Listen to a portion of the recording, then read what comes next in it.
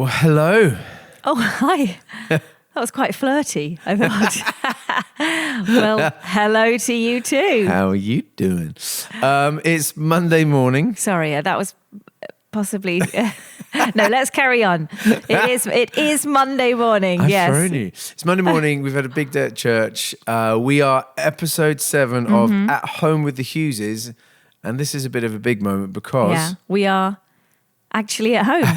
We are actually in our with home. the Hugheses. So if you're watching this, welcome. We are sponsored today by Chapel Candles. Oh, The oak, no, was it tobacco and oak? tobacco and oak, yeah. My favourite It's candle. actually very, very nice. Millie Ferguson. Shameless plug for our friend who actually Part of our makes church them. is their incredible candles. I also want anyone who's Chapel actually... Creative. Chapel Creative, yes. .co.uk, I think. Wow, that was like a full-on plug, I'm on wasn't commission. it? Full-on plug. No, I'm actually not on commission. At all.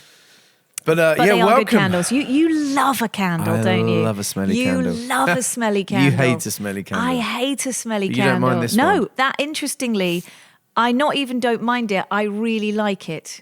There you So go. there you go. I'll set the house up nice, Yeah, candles. you do. Oh, you're such a and you're feely, like, aren't you? Don't like it, don't like it. It's too dark. Can't see anything. Turn the lights on, oh, don't like candles.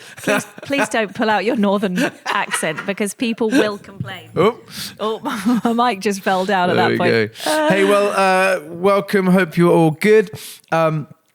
We are actually today going to be looking at culture. We are. And how we set culture in teams, as leaders, in our families, and actually how culture is incredibly important. It's probably one of those things that we undervalue.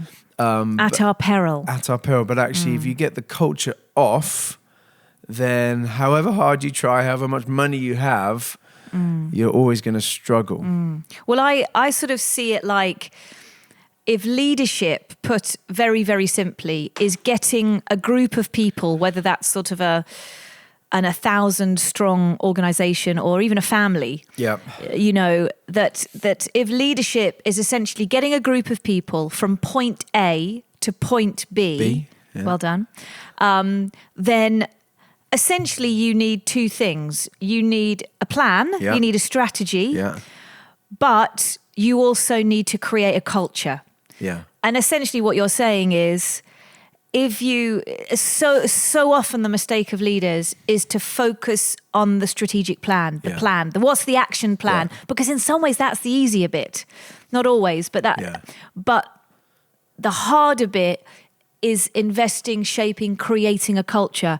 Because otherwise, if you have a plan, but you're not intentional about the culture, you're not going to get people to point B. That's the I guess the Yeah. simplistic way of putting it. And great people won't stay in an organisation. I mean, Yeah. they have to stay in a family, but won't stay in an organisation. Well, they don't necessarily. Unless there's healthy culture. You know, people Yeah. might be attracted by a vision A and a plan. yeah. And it can look amazing on social media or on a chart, but when you're immersed in it, if it's unhealthy, if it's dysfunctional, if it's not releasing, then great people aren't going to stay. So, and then you'll never be able to go beyond Yeah. what you long to Or see. it doesn't reinforce the plan. That's the thing. If your Yeah. culture and your strategic plan are at odds with each other, Yeah. you're, again, thinking about leadership in its simplest terms, getting people from point A to point B, you're not going to get them to point B without really investing in culture. And it's that famous Peter Drucker quote. I forget which, some mega organization has it written on the side of their Ford. wall. Is it Ford? It's a car manufacturer in America. I do know what Ford is, thank you. We have a Ford car. Oh, yeah, we do. We yeah. do, yeah. And it's this culture eats strategy for breakfast. Yeah. And you've probably heard of it. But essentially that's what Peter Drucker's trying to articulate, that great, have a strategy, but Have money. have money. And actually he's going even further than what we're saying, that he would say culture is even more important than a strategic plan. That I think the essence of what Yeah. he's getting at is you get your culture right, Yeah. then the strategic plan will follow. Just quick, how would you define culture? I think culture is about an environment that you're creating in order to get people from point A to point B. And so if the plan is like the map, do you see what I mean? Would you know, I'd say sort of culture is effectively who you are. Oh, Yeah, okay, great. Because I think that's the interesting thing with culture is you might have words on a page, which we do, and we're going to tell you all about for our family, for our church. But effectively, others will recognize that's who you are. You know, when they come around, spend time with us or our family, there'll be words that might spring to mind that kind of are associated with the way we live, the way we act, the way we make decisions, the way we treat people. Yeah. And that's why it's so deep at the core. Which is why I think it's so hard to work on. It's why I think leadership, probably the most important thing you do is work on creating an amazing culture. Well, I think, I was going to say if the sort of the strategy is where you're going, then the culture is who you are on the journey. Ooh. Tweet that. And actually, when you see, I'm trying to think now of stories of people going on a journey. Often the journey is undermined by the environment, isn't it? The sort of the dynamics within the relationships. And so I think, again, culture is, it's a lot of it is to do with the dynamics, those micro interactions between people. Yeah. You know, that you were going to sort of like hold a microscope over it. Essentially, you see the culture being played out within those tiny little interactions that people are having with each other within the team, whether that's a family, whether that's a huge organization. That's really where you see culture being played out, isn't it? And so culture will either release or restrict. Interesting. I mean, I think it'll either be positive or negative. Well, exactly. Either it's building something healthy. Well, it's creating a space where people can flourish. Yeah. Or it's a space where people are being diminished. Release or restrict. Oh, yeah, I suppose it's the same thing. You. Get there in the end. But the challenge is, and I think, let's be honest, and this is something that we've had to sort of address time and time again, is people flourish in different kinds of organizations and in different kinds of cultures. And I think it is important to say that of course there are some sort of behaviors or some interactions that are just downright toxic, like wherever you go across the board. And so, you know, workplace bullying, for example, that's just toxic wherever. But I also think there are some environments where certain personality types may flourish and thrive, but other personality types might find it difficult. And that is something we've had to sort of address within our team, is that if you are wired in a particular way, this might not necessarily be the best culture for you. Now, how much do you then accommodate for every single different type of personality type? And how much do you say, well, this is just who we are, this is our culture, and it may not work for everyone. What do you think? What do you think about that? Yeah, you're the only person here in this room.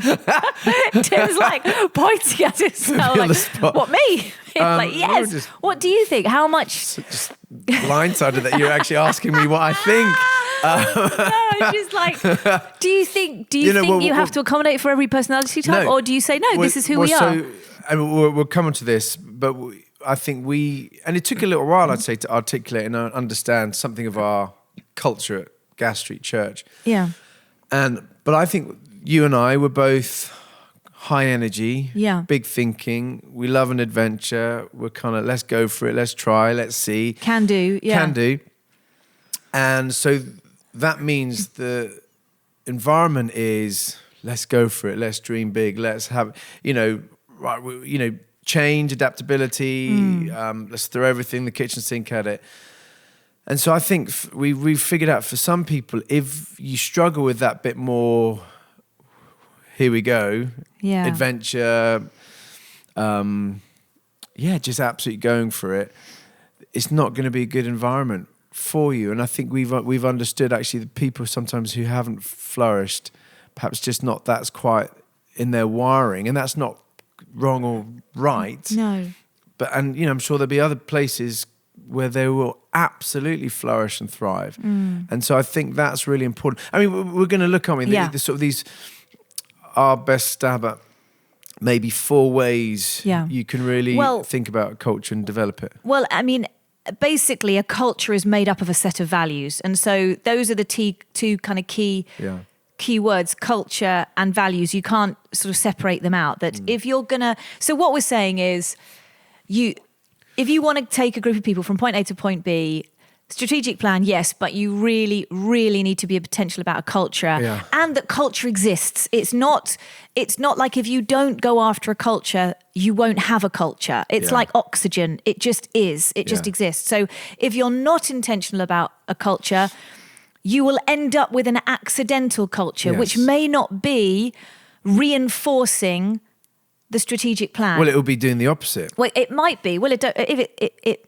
may or may not. You may be fortunate and end up with a culture that actually does reinforce your strategic plan, but it's probably unlikely. Yeah. So go on the first. So values. Basically, what we're saying is a culture is made up of a set of values, and so when it comes to values, there are 4 things that we would suggest that you need to do. And the first thing is they all rhyme, which I love. That was me. I'm going to claim the credit for that rhyming genius. Number 1. Sorry, my microphone just is refusing to stay still. Number 1 is articulate. Yeah. So again, thinking about values, you have to actually come up with a set of values, which kind of sounds like fairly basics, but again, if you're going to be intentional about it, you really need to write them down. And this was something that we started doing right at the very, very beginning of our journey with Gastry. Oh, were you going to disagree with me? Oh, okay. Well, I feel like I can remember. The 4 values, we didn't have them right at the beginning. No, but they've also, what I was going to say is they have morphed and changed, haven't they, over time? Yes. Which is good. Because we actually started early on, we did a teaching series called This Is Us. Yeah. Ripped off the amazing well, TV I feel show. like it came about before the TV show. No? I can't remember. Anyway. Maybe not.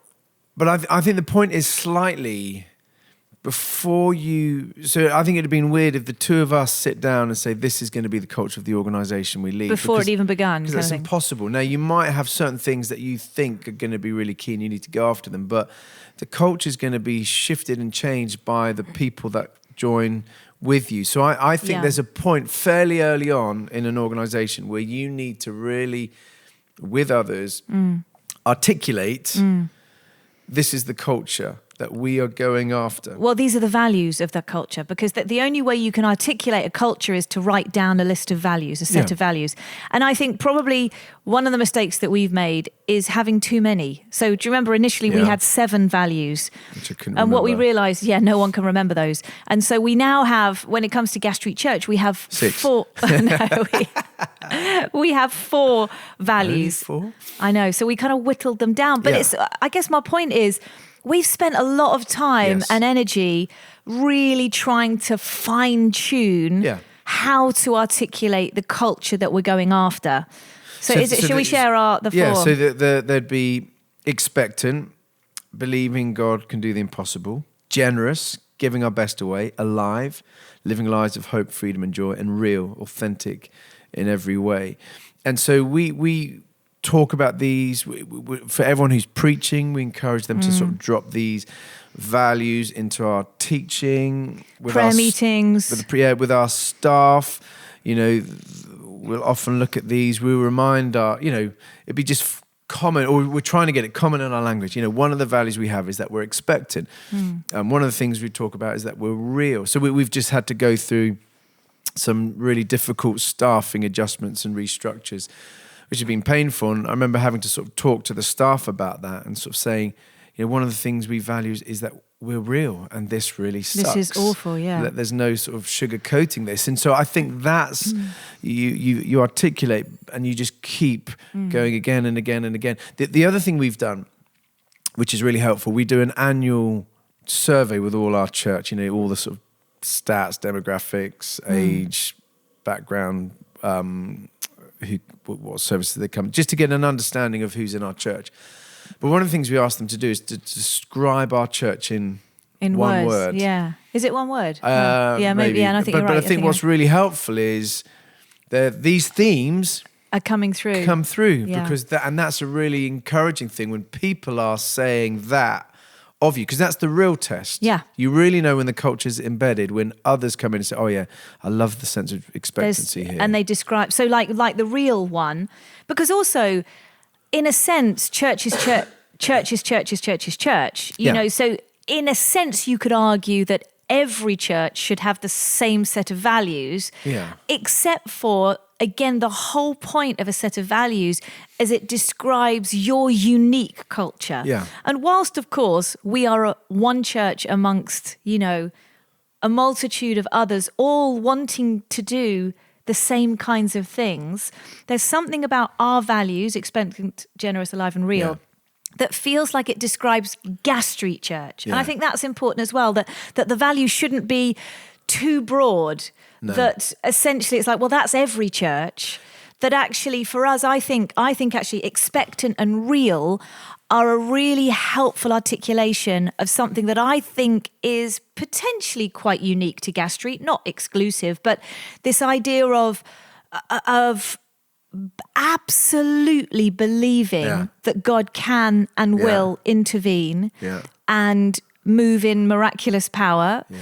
At the same time, being really real and honest about life being hard sometimes and not always getting the answers to prayer that you want to. Now, if we just had one of those without the other, you could end up with this sort of very sort of almost like a toxically positive church where it's all like, let's just sweep the hard bits under the carpet because our value is expectant. Yes, God can do it. Of course he can do it. And then we'll just ignore when life is hard and it doesn't feel like God is intervening. At the same time, if we had real without expectant, we could just sort of end up being really cynical and just negative and like, oh, well, resignation set in. So I think those two held in tension really help articulate something within our culture, which is about essentially like the now and the not yet of the kingdom, isn't it? And so we often speak about that. Yeah.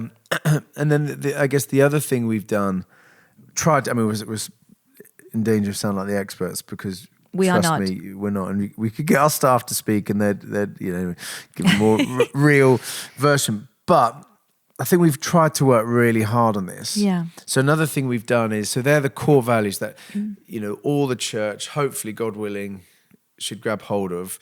Or like you were doing some training with leaders in the church and some of them hadn't quite clocked they were for. But when you described what they were like, that makes sense. That's Gas Street Church, yeah. But the other thing we've done is, within that, for our leaders and our staff team, come up with these practices. So when anyone joins our staff, anyone joins our team, they'll be given these. So we're a new member of the staff. I sat down with them last week, just went through them all. This is what, so just to whiz through them there. We're woven in worship. We massive priority in worship, that actually God does incredible things in and through us as we worship. We're powered by prayer, the value of prayer. We are unapologetically hopeful. And I love this, you sort of say, we choose positivity and reject cynicism. This doesn't mean there isn't space to bring doubts and concerns, but our default will always be positivity. As someone once said, what new reality was ever created by realists? Oh, yeah, I got that from an amazing novel. Yeah. Taking new territory for the kingdom of God will always require hopeful optimists. Now that's interesting because I remember someone early on in the church left because they said that we were too positive. Yeah, that everything was too exciting and they couldn't handle being around so much excitement. Which again, but yeah, there's enough. Probably other churches which they'll fit in brilliantly. We bring our best. This idea of not, again, the excellence looks like a certain thing, but everyone knows when actually they're doing their best. Yeah, rather than just rolling out of bed and just not bringing. At the same time, there's room for failure. There's room to fail. 100% for failure, but we know. We know encouragement fuels the fire. Bedding that in, not just sort of generic. You're amazing, but like the way you did that, the way I love specific encouragement. Yeah. We ensure that no one stands alone. Are we going to go through the whole? Whiz through. Yeah. Now this one, we had this amazing lady who's with us when we planted the church, Sarah Lee, who was overseeing our kind of welcome. Yeah. And she had this phrase, and that's the thing. What we've tried to do is articulate language that's kind of grassroots that's come up through the team. So she'd always say, no one stands alone. I've always loved that because when you're at church, it's such an easy thing. If you see someone on their own, no one stands, you just go up and talk to them. Because, because we're trying to create a culture where no one and so stands you're alone. more likely then for people to walk into church and not walk out having no one ever speak to them. So it's a visual, and it's a, everyone knows what that means. Yeah. We believe that no one is too big to serve. Again, I would say that's something that we've tried to create maybe quite uniquely. I don't know. I say uniquely. I'm sure there are plenty of other churches that are doing it a lot better than us. But I think we wanted to resist this sort of any sense of, if you're doing something on the platform, like if you're more senior in the organisation, that you're exempt from doing like some of the more, I don't know, right, we all just need to muck in. Yeah. And that actually we're not going to do green rooms or, sort of elite spaces for the most important people on the team. Yeah. Like we don't even have an office, really. We don't even have a desk at church. And I say that not to sort of make us sound really amazing. No, because many of our staff don't have desks. No, actually it's more about the state of our offices, quite honestly. But more that we want to try and resist any sense of we're above it. No one is, but we articulate, no one is above picking up litter, washing the dishes, straightening or stacking chairs, big passion of mine, getting this chair sorted. Yeah. Serving coffee, locking up late at night. We don't walk past mess and assume someone else would do the job. It's getting this visual, it's specific. That's the other thing you articulate. You need that specific kind of, this is what we mean. Because everyone's like, everyone agrees with that. No one's too big to serve. But let's just give some really good examples, When the to be sink fair, is still we full did of, early on, we had an issue with, in the offices, people would just like leave their dirty coffee cups around and it's taken, now actually I think we're at a place where people do instinctively, like I never see a mess in the kitchen, and that's either because there's somebody doing it behind the scenes. It's me. It's not you, no. You about to say we're not in the offices that much. No, we are. Well, no, but I think again the articulation, and then you get everyone upholding the culture. And just quickly finish it. We embrace the curveball. This is a Nick Herbism, we call them. That actually we want to be an organisation that's willing to accept curveball ideas. Yeah. Whoa, that's not thought of that before. Let's go after we're it. doing everything we can to avoid being the church where someone says, well, we don't do that in this church. Yeah. We've always done it this way, which is the death of any church, if you ask my opinion. Wow, strong, Yeah, felt passionate about that. We don't bring criticisms without bringing solutions. Yeah. So key. I mean, it's often everyone can see where it's not working. I remember a friend of mine used to work for this church, and he said, I used to walk around seeing all the things that, were wrong. He said, I used to think I was being prophetic and just that amazing gift. And then he said, I realised I was actually just being a massitive idiot. Idiot, yeah. He didn't say idiot. But actually, it's easy to point out. Easy to spot the problems, but what's an incredible gift to an organisation is when, hey, this doesn't quite work, but here are a couple of ideas that could improve it. That's a gift. Any leader loves that. We never take ourselves too seriously. Maybe talk about this, the whole joy, laughter, fun. Well, again, trying to articulate what feels unique about our culture. And I think for us, who is it that says intensity? Is it Sandy Miller that says intensity is not a gift of the Spirit? And I think sometimes in sort of church organisations, the tendency can be to get very intense and serious about everything that's spiritual and godly.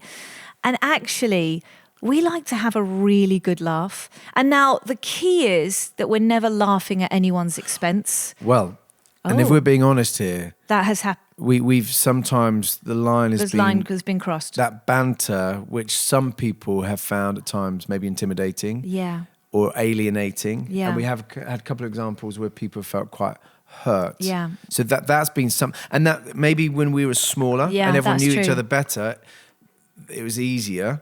But as we've grown as a staff, we've had to watch that a bit. Yeah, and by again going over that line, and again that's where the importance of just constantly reevaluating what it means. Or in joking, where only sort of those that have been around the organisation for more than 5 years get the joke. And I think the other thing is we know the line. And so when we're sort of you're no, I think sometimes you're right. We miss it. So, but the heart of the value is we're going to laugh at ourselves. Yeah. And And I think there is something in that we often laugh at ourselves. Yeah. We want to take God very seriously, but we don't want to take ourselves too seriously. Yeah. Yeah. And then the final thing we've got, we celebrate the diversity of God's church. We believe we're better together. We value the important work of listening and seeking to better understand one another, celebrating our different backgrounds, cultures, ages, and stages. And it's been really important for our community. And we do this as one team. That's the last one. You missed that one. Oh, very we good. do You this. knew it. Well, I wrote it down. Do you remember? Tim was like, "You don't need to write them down." I was like, "I've written them down."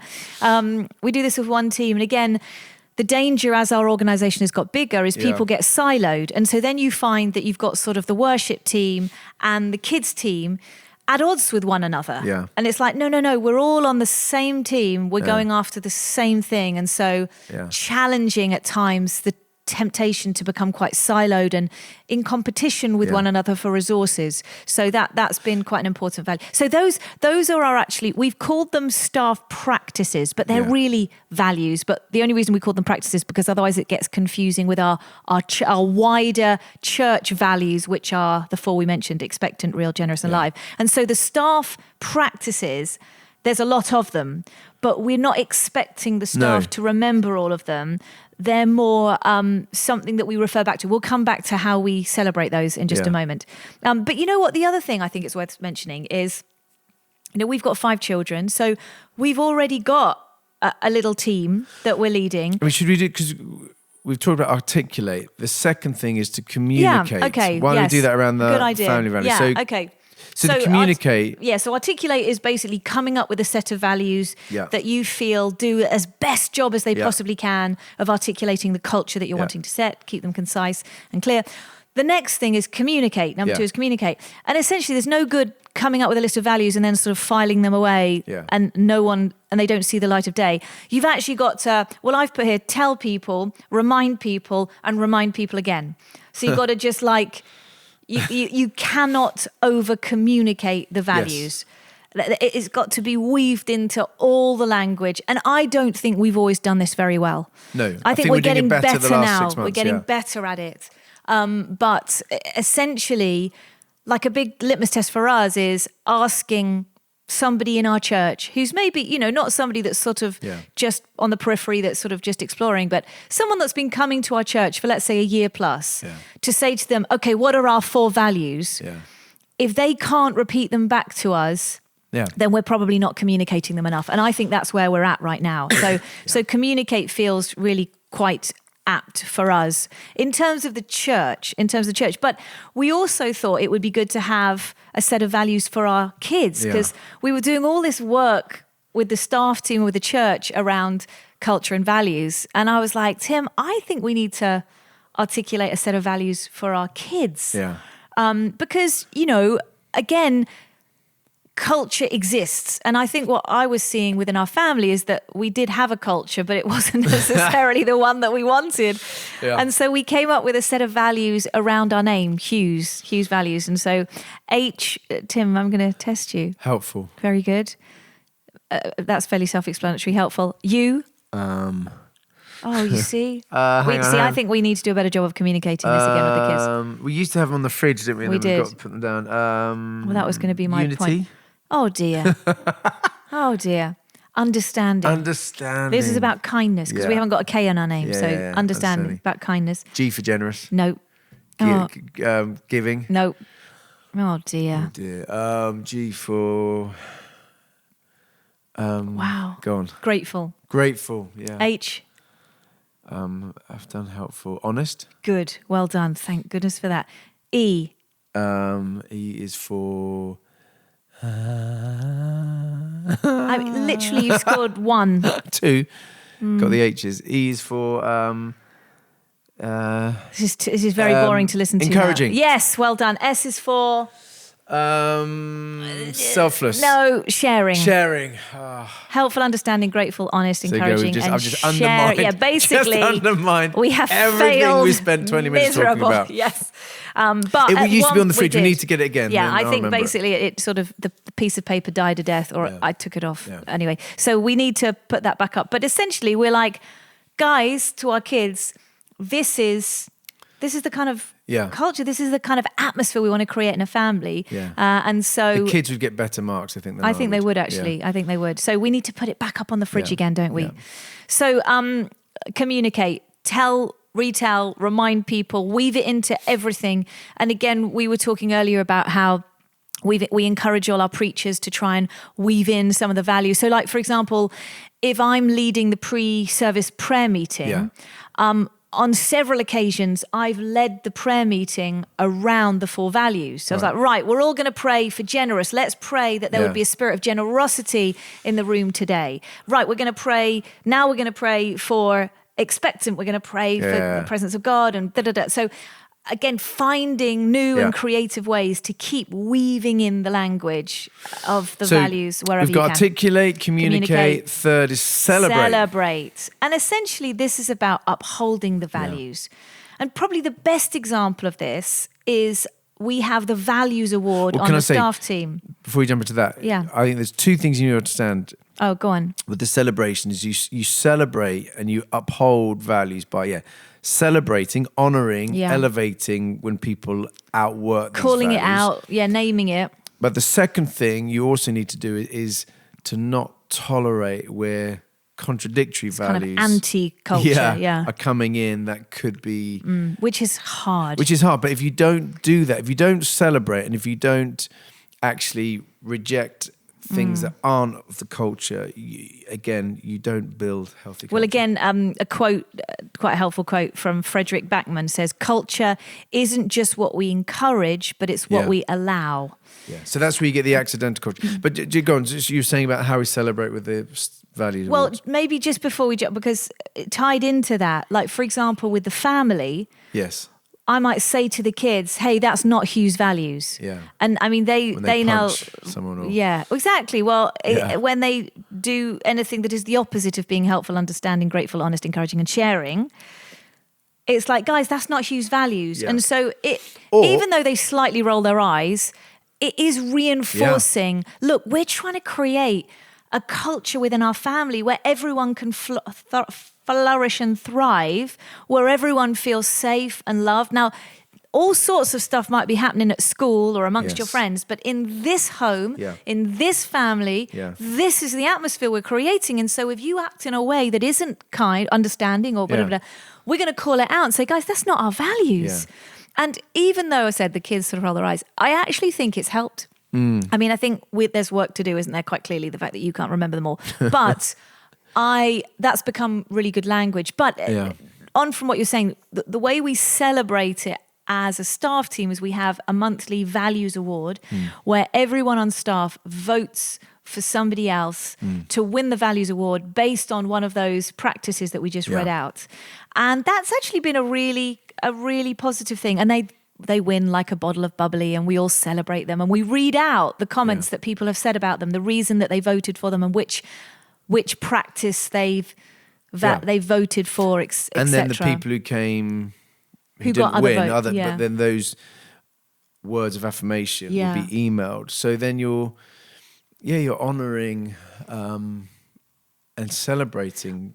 What's interesting though is, and this is something that we've had to really watch, is that we've seen this pattern that often it's the person that's worked the hardest that wins the award. So like if there's a particular event or, there's something going on where we know one particular team or even one particular person in that team, it's been a particularly busy month for them for a good reason. Yeah.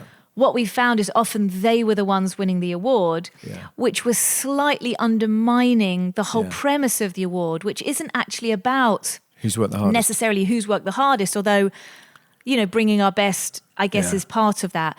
But actually the whole point of the Values Award is it's all the unseen stuff. It's the which stuff is why we now email everyone, because it might be someone that only one or two people saw them. No, for example, we had a big kind of dinner thing for the church, and I think you made 400 brownies. It was actually 500, I think. I don't know. None of the other staff knew that.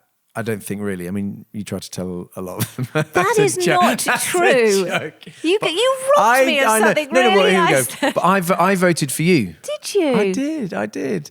Because I thought that's no one's too big to serve. Well, we were trying to save some money, weren't we? So I was like, I know, I'll just make the brownies but 500 brownies is a myself. lot of brownies.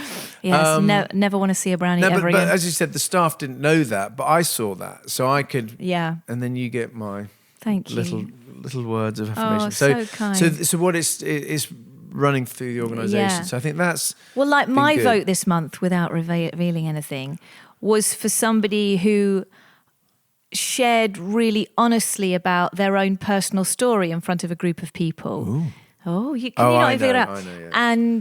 And it's got nothing to do with their job or their role or how hard they worked. Yes. But I just thought it modelled something brilliant. that we love, that we want to encourage within our culture. Yeah. So we've had to try and watch that, haven't we? Yeah. That it's not. And also people voting. That's the funny thing, is that we have to really be on the team to put in a vote. I mean, it literally takes about 2 minutes. Yeah. And it's amazing how many people on the team just don't vote, which is why culture is such hard work, because it's slippery, isn't it? It's a bit nebulous often, and so you have to be on it all the time. And so we're always finding sort of ways to really encourage. Please vote this month, because this is about the culture that we want to create. And if we didn't have this culture, you'd know about it, you'd feel it. Yeah. So it's not easy. There was the unintentional culture. Yeah. I think I saw this. Church I used to be a worship pastor of, where there was a high value on we put high value on excellence. I think it's actually in one of our values.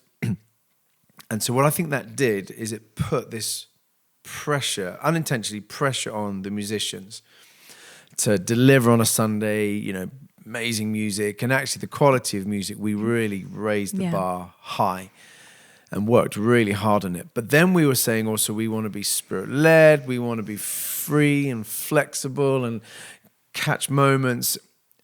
But the musicians, I think they were so terrified of not delivering excellence. And when you go off the script, there's the risk of playing the wrong chord or the band having to improvise together and it all going a bit wrong, that they were like the rabbit in the headlights. And so we were then getting frustrated, like, come on, let's just go with the flow. Go with the flow, let's risk, let's, adventure. And actually what we realized is because we'd gone after this thing of excellence, that then this other value, we weren't able to. So we had to work really hard to try and, soften or articulate what we meant by excellence, but also really up the...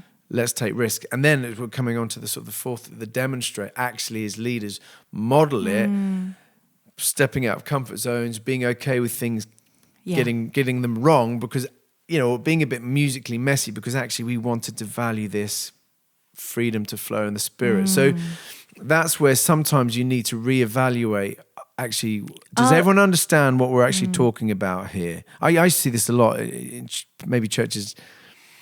well, I won't say what country, but where everyone will talk about, passionate about the ministry of the Holy Spirit. You talk beforehand, everyone on the same, ministry of the Holy Spirit. And then when you get to their gatherings, zero space for the Spirit to move. Yeah. Zero space for risk. And they could talk it, but they couldn't outwork it and demonstrate it because you might compromise excellence. Yes, and because it was actually, it's terrifying. Yeah, as a leader, when you're actually fully giving over to the Spirit to lead, you're not in control. And that always fascinated me, because they were talking something, but in practice, I wasn't seeing it. And so I think that's where, that fourth thing of demonstration.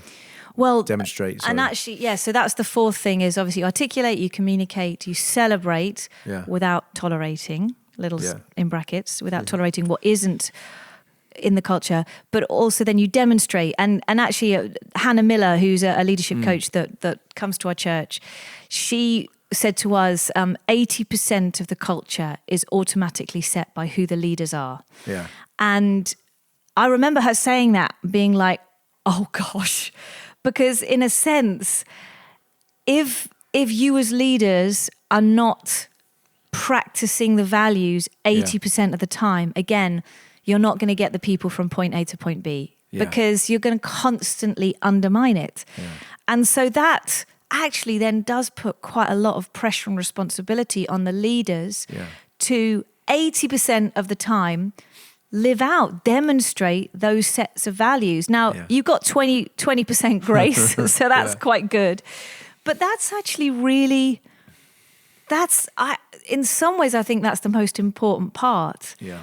And the point is, doesn't matter what you say. Yeah, Back to that, it's what people it's who see. you are. So as we look at those values, and maybe those Hughes values, in some ways the Hughes values are slightly shoehorned into our name. But the gastric we haven't. But I would say in many ways that does reflect a lot of who we are. Yeah, I'd hope so.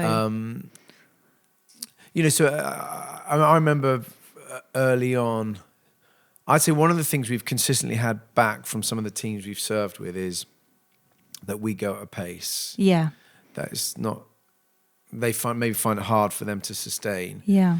And so I remember this is probably a year or two into Gas Street Church, and I remember we sat down and thought, do we just need to completely change who we are? Because we love a full life. We've got 5 kids. You then go and buy 4 chickens and a rabbit and a dog. Yeah, we just like keeping things alive, don't we? Yeah, but you like the animals. You like the eggs at the chickens. I like the eggs. Yeah, they're the chickens, not the punny producers. But but that's who we are. We life at the full, max, go. Can I also add a caveat to that? We also really enjoy having a holiday and taking a day off. So just to caveat that, we do when we're in work mode. Yeah, we go. Yeah. But we also really that's what I mean. A full life sure is by full of holiday play and fun. I wouldn't. Fun. I mean, it'd be interesting to see what others. I would never describe myself as a workaholic. Oh, you said yourself. myself. No, or yourself. I don't think so. I mean, I've worked with 2 workaholics. Anyway, who knows? But we digress. But for some of the team, I think they felt like and felt I can't keep up. Yeah, pressured or. But I think realizing actually we can't. That's who we are. So I think almost talking to this team, this is who we are. But and as long as we stay healthy within it, and that hasn't always been the case. No, we've had to pull back at times and readdress, and because when you go at a pace, actually it is easy just to accrue tiredness. And so we're our rhythms are really important. But we make sure. That's how we're wired. We can carry that. But then saying, but you don't have to. Yeah. Live like that or at that pace. And actually I think that's what we've got better at is understanding our differences. Yeah.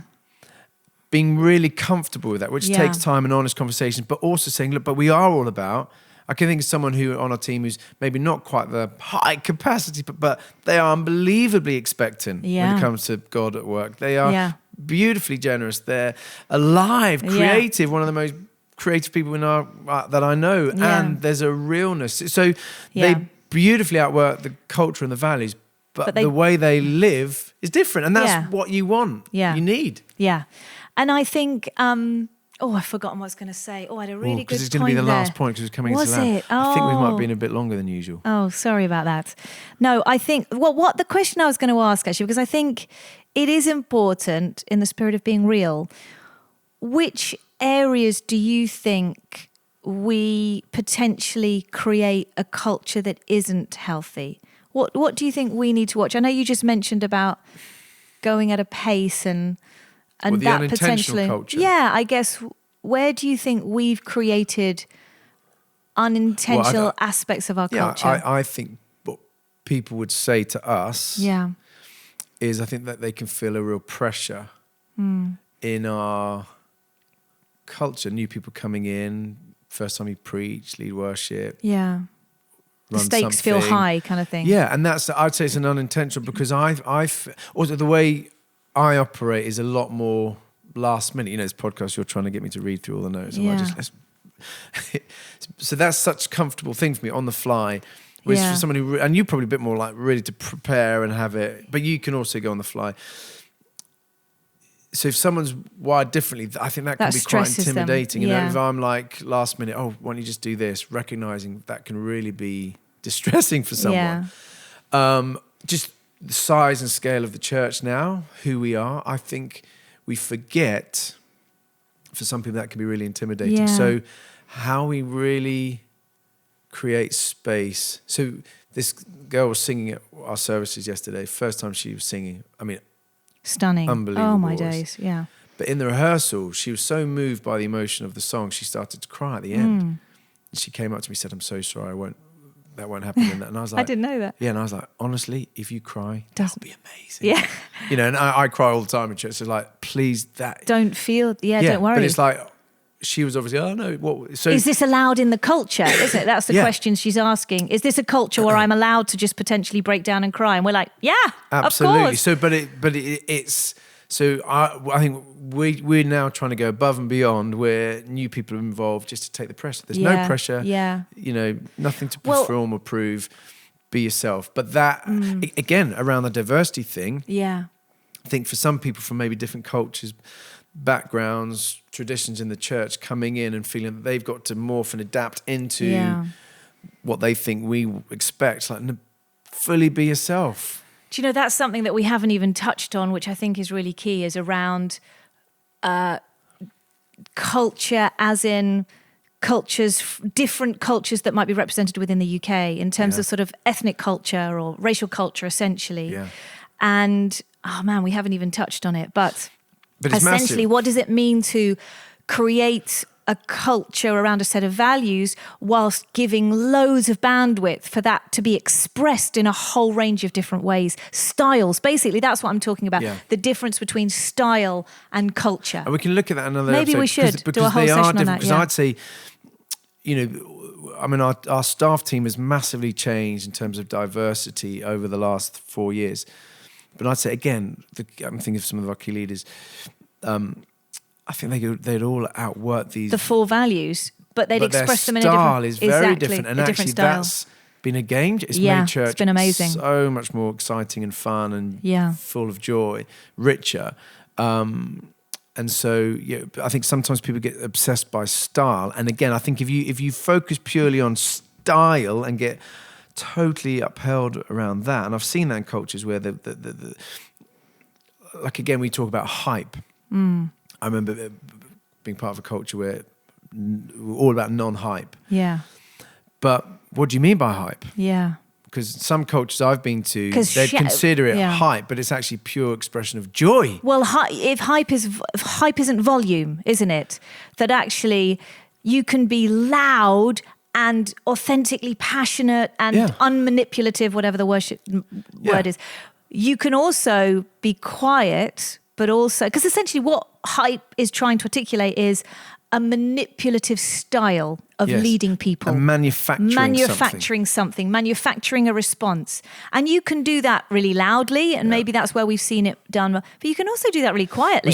But I think I held something back in my worship leadership because I was so terrified of this hype thing that I thought non-hype meant standing still Not saying at the a word. microphone, not moving, not saying a word, because that then pointed everyone to Jesus, and it meant I wasn't getting in the way and making a show of myself. But actually, and then you read about King David dancing in a linen ephod before the ark in front of the whole of Israel, massively charismatic, larger-than-life character, it seems. And then Paul, the apostle, saying, "Follow me as I follow Christ." So you're looking to Paul to see how he lives. And I thought, actually, hang on a sec. We've got caught up on this word, and we're killing so many people's expression of worship. And so that's again where these. So now you start leading worship in a little ephod, what? don't you? A little what? No, I don't. That was once for you, and we're not talking about that.